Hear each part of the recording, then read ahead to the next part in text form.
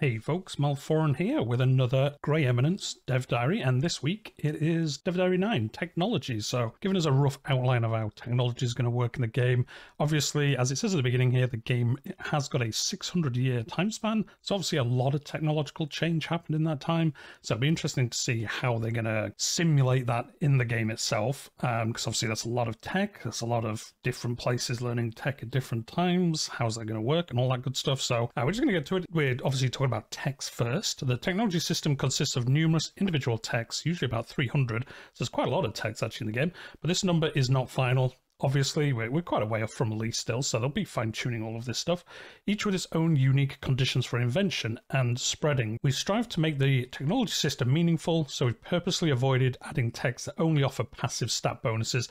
That's pretty good. I do find in some 4X or strategy games that sometimes they just kind of fill the tech tree in with stuff just to kind of give you more to learn. It's cool that it looks like basically every tech is going to give you something like meaningful that to affect your realm, not just like it says passive stat bonuses. If you play Crusader Kings, there's one Amaryllis Spheres that gives you plus 25% naval speed, and it's the most pointless tech in the game, but you've got to learn it sometimes, and you resent it for that reason. As such, most technologies in Grey Eminence either expand existing mechanics, unlock a new building, or give access to altogether new ones, political parties. So obviously that's, I think, how they're progressing the time frames for realms is through tech, by the looks of it. Tech in Grey Eminence exists at the tile level. In other words, we track whether the population of a given tile as a whole has access to each individual technology in the game. There's a lot of background data in this game. It's going to be crazy to run. This allows us to add both tile level and country level mechanics for techs, which in turn makes for an interesting simulation of historical progress. For example, a single locality might be the first to discover a new production method, and the resulting economic boom could make this locality a production center that will persist long after technology is spread to other locations. That's interesting, yeah. So it's going to spread like tile by tile, which the map is made up of a bunch of tiles or hexagons. Tech is basically going to work per tile, so that's even within a county. Certain tiles will have technology that other places don't. Looks like in this, it's going to be even like per block within a county, basically. And yeah, it's saying if somewhere learns it first, so I imagine maybe they have talked about before how having experience of something progresses a resulting tech or something like that. So maybe if you have a port, it's going to learn shipbuilding or better ships, and then it will gradually spread that tech across your realm. But obviously that first place will have an advantage because they had it first. So maybe you can build buildings. You've got, again, an advantage in getting the building early, and then kind of spirals on from there. That's what it looks like anyway, so it'll be kind of interesting if that is how it works. The conditions for inventing a new technology vary significantly, but they are usually tied to the presence of a specific building, natural resources, previous technologies, or people with a certain level of literacy, which again, they didn't mention. I think the second or third, I think it was religion. They mentioned that having a monasteries and things like that will increase your literacy. Obviously, giving away kind of some control by having monasteries and the Pope poking into all your business, but it could be worth it because your people will be smarter from having that. That was one example I gave before. We've mentioned previously we don't intend to arbitrarily gate technology between fixed years, e.g. the classic can't spawn the printing press before 1550 problem. I don't know which game they're talking about there. I don't know. I'm okay with this. I think it'll depend. It'd be interesting if there's some kind of mechanic in the game where you can kind of force it. I can just see how if you're mega min-maxing, you could just get so far ahead in tech every game that you just basically always win because you'd always have the best things. So it'd be interesting to see, again, kind of how they balance that. And we stand by this commitment. So yeah, we'll see how that goes. Instead, we're balancing the speed of progress through the tech trees by one, making techs require other techs to be discovered. Oh, so you can't just beeline for certain tech. Soft limiting the rate at which new techs can be discovered. Obviously, it will be difficult to find the right balance between ensuring a historically plausible rate of progress and ensuring players don't breeze through to nuclear weapons 1800.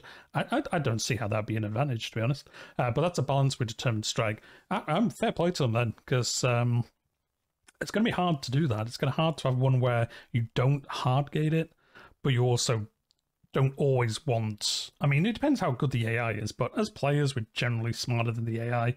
So yeah, it's going to be hard to make sure the player doesn't just always go crazy ahead in tech. I mean, doing the techs requiring other techs will help, and soft limiting, so they're not gating, but they are, I guess you can't just crazy focus on tech improvements and you just get so far ahead. It will be probably diminishing returns on literacy or something like that, I imagine. Anyway, on to the next bit. Once a tech has been discovered in a given tile, that tech's tile level mechanics are unlocked. For example, a tech that gives access to new buildings will allow you to build, or any of your elites in the population itself, to construct the building in that tile only.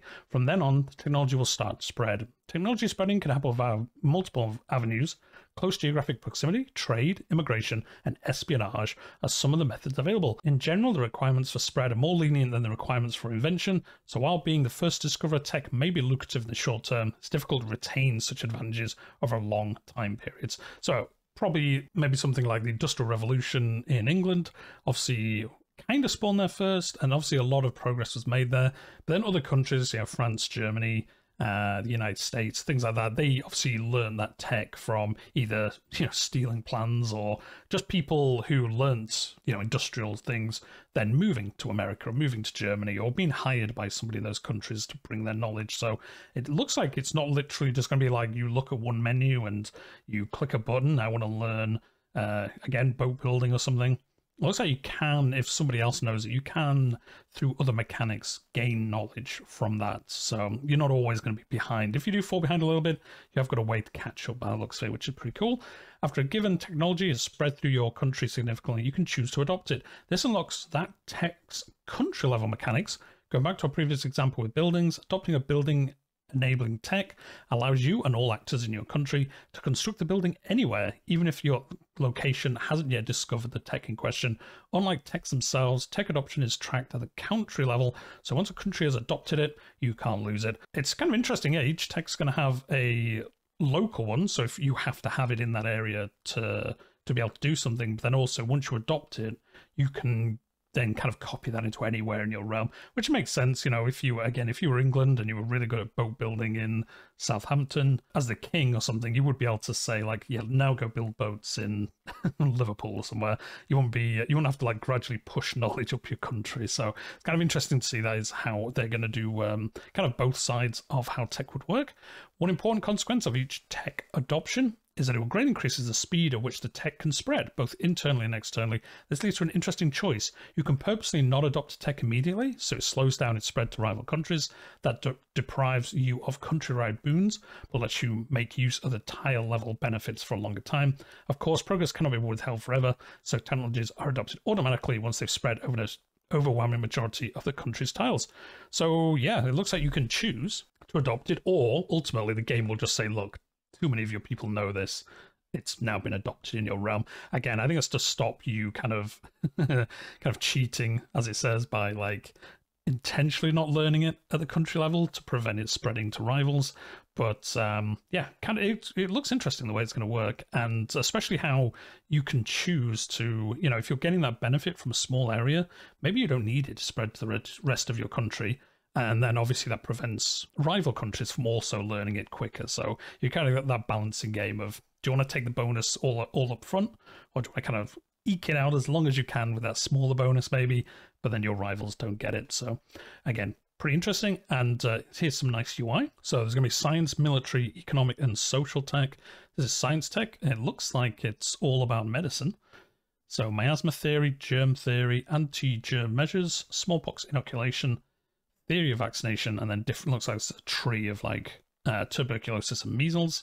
Looking at the medicine branch of the science tree, we can observe that they're far from finalized progression towards vaccines. The first vaccine to be developed was the smallpox vaccine. It came about after careful study of the folk practice of smallpox inoculation, a tradition that originated in 15th century China, and then obviously it kind of spread probably across like the Silk Road or whatever. Techs in Grey Eminence don't exist in a vacuum. Instead, they are grouped together linearly into tech trees that revolve around a common topic. As of now, we have a total of 4 tech trees: economic, military, science, and social. Each tech will be getting its own dev diary further down the line, so that'd be cool. We get a lot more knowledge then obviously about which tree does what. I mean, it looks pretty obvious, but It'd be interesting to see which ones kind of give you what bonuses. But for now, we can reveal that the trees are made up of a number of parallel branches where one tech usually leads into another in the order these innovations happened in real life. Of course, the relationship between techs isn't always linear. Sometimes a single tech might lead to multiple others. In a few rare cases, individual techs can be so groundbreaking that they lead to techs in other branches or even in other trees. So that is interesting. So yeah, they're talking about these splitting off, obviously, and you can maybe choose if you're getting a lot of measles outbreaks, you do this one first. But they are saying maybe you'd learn something here. So maybe germ theory unlocks military tech, you know, some kind of germ warfare maybe, or something like that. It'd be interesting to see exactly once they go down those, which ones do what. The tech trees are our gateway to interacting with the technology system. Through them, you can observe your country's current progress, adopt any tech that's spread throughout your country, and view the innovation spread requirements for whatever tech has caught your fancy. What's important is to note is that your agency in Grey Eminence is to facilitate the conditions for new techs to emerge, assuming, of course, that technological progress is on your agenda. You could just play as just some, you just play as a country that never advances in tech and see how long you last. It'd be kind of interesting to see what kind of gameplay that would give you. These conditions may sometimes be at odds with your country's stability, especially for more radical techs like socialism or atheism. So progress is not always a net gain, especially in the short term. So you can learn ones that basically don't help you unless you're intentionally, you know, maybe you want to play an atheist country and kind of see how you survive on the world state. But maybe you don't, but you learn it anyway. And because it was saying before, sometimes once it hits a certain progression, you automatically adopt it. So maybe if you're around a country, you could try spread socialism by putting it up along all the borders, and then that country would eventually just learn it, unless there's mechanics to prevent spread of things or something like that, which there might be. They haven't got into that yet. As you're probably aware, Grey Eminence's final century saw the rise of state-sponsored research where individual private inventors were no longer the driving force of progress in certain fields of study. Techs like jet engines and nuclear weapons don't spread in the same way as the printing press does.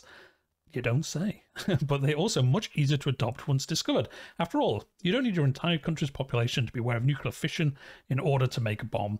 Yeah, you only need like 5 people, to be honest. It is during the final century of the game that espionage becomes make or break mechanic, but that's a story for another time. So we're going to get an espionage dev diary in the future. In general, the majority of techs are concentrated in the age of industrialization and onwards, so the first few centuries of gameplay won't feature the same cutthroat tech race that eventually came to dominate the world. That's not to say it won't be important, rather it won't be the major detriment to success in the opening centuries of the game, which is fair enough. The time frame the game runs from, you know, if you look at tech, those like 14, 15, 1600s, tech obviously progressed, but not crazy fast. But once you get to like the 18 or 1900s, you know, it just goes crazy. And, you know, you could be alive at a time when there basically wasn't cars, and then when you died, there was jet engines and stuff. So it will be interesting to see how you can kind of ramp up quickly at the end. Maybe you're behind, but then you concentrate on tech and you can quickly catch up at the end and maybe go even further than your local rivals. But yeah, there we go. So that's basically the dev diary this week. I will leave a link, as always, in the description down below. There's a bit about mods, as I say every week. Not a big modder, but again, they're just talking about how you can change this system, how you could do it more linearly. You could do an old style like XP point accumulation system where you just earn points, kind of like Civilization, and then you unlock a tech. So there's a lot of different ways you can mod the game depending on what you're looking to do. But yeah, that's going to be it for today. Next dev diary is on June 4th, which will be in 2 weeks. They are every 2 weeks. Join the Discord and subreddit if you're interested in the game. But yeah, we can leave it there for today. Leave a comment down below if you want to chat about anything we've discussed. If you've enjoyed the video today, hit that like button. Subscribe to the channel if you're new here. Maybe this is your first video. I cover the Grey Eminence dev diaries. I do cover Crusader Kings 3 as well, if that's the kind of game you're interested in, and other strategy games coming along in the future. But yeah, we'll leave it there, and I'll see you in the next one.